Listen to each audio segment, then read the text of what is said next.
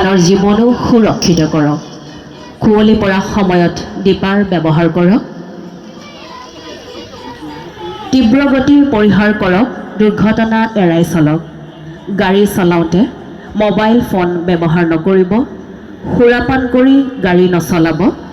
গাড়ী চলাওঁতে সদায় ছিট বেল্ট ব্যৱহাৰ কৰক। ইয়াৰ পাছতে আগবাঢ়িছে জিলা পশুপালন আৰু পশুকৰ্তীৰ জৰিয়তে গাহৰিৰ আফ্ৰিকান সোৱাইন ফিভাৰৰ ৰোগৰ পৰা ৰক্ষা পোৱাৰ উপায়। বিশ্বৰ লগতে অসমৰ গাহৰি পালন মাৰাত্মক সোৱাইন ফিভাৰ ৰোগৰ পৰা কেনেকৈ ৰক্ষা কৰিব পাৰি, কেনেকৈ এই আফ্ৰিকান সোৱাইন ফিভাৰ ৰোগৰ পৰা ৰক্ষা কৰিব পাৰি, তাকেই তেখেতলোকে এই প্ৰতীকপটত গাহৰি পালক সূতা, এই সোণালী সূতাতে অসমীয়া শিল্পীয়ে চেনেহৰ দীঘেৰে মৰমৰ বাণীৰে তাঁতশালত সপোন ৰচে। প্ৰতীকপদত এয়া ৰেচম শিল্পৰ লগত জড়িত পৰম্পৰাগত জীৱনশৈলীৰ এক আৰ্হি আৰু পৰ্বত ভৈয়ামত বসবাস কৰা জনজাতীয় শিপিনীৰ অতিকে আপোন পৰম্পৰাগত কঁকালত বন্ধা তাঁতশালৰ বয়ন আৰ্হি দেখুওৱা হৈছে।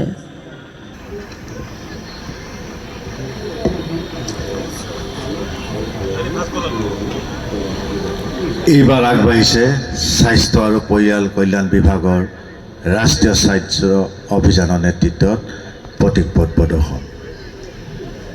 স্বাস্থ্য আৰু পৰিয়াল কল্যাণ বিভাগৰ প্ৰতীকপট আয়ুষ্মান আৰোগ্য মন্দিৰ তেখেতলোকে প্ৰদৰ্শিত কৰিছে।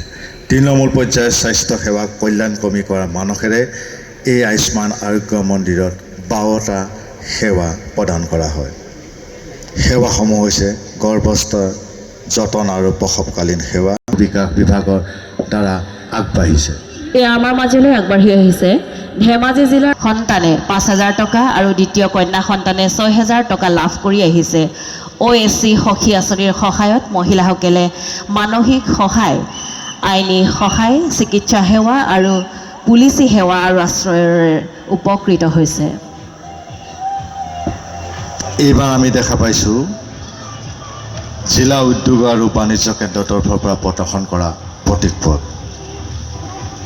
PMFME driving Dhemaji school local test formal enterprise এই শীৰ্ষক প্ৰসংগৰ অধীনত তেখেতলোকে এই প্ৰতীকপট প্ৰদৰ্শন কৰিছে।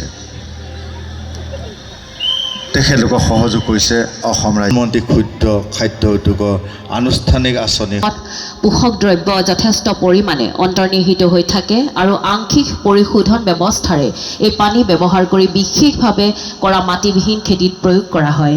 খেতিডৰাৰ শস্যই পৰিশোধিত কৰাৰ পিছত পানীখিনি পুনৰ মৎস্য পালনৰ চৌবাচ্চাত জমা হয় আৰু এই প্ৰক্ৰিয়াৰ নিয়মিতভাৱে চলি থাকে।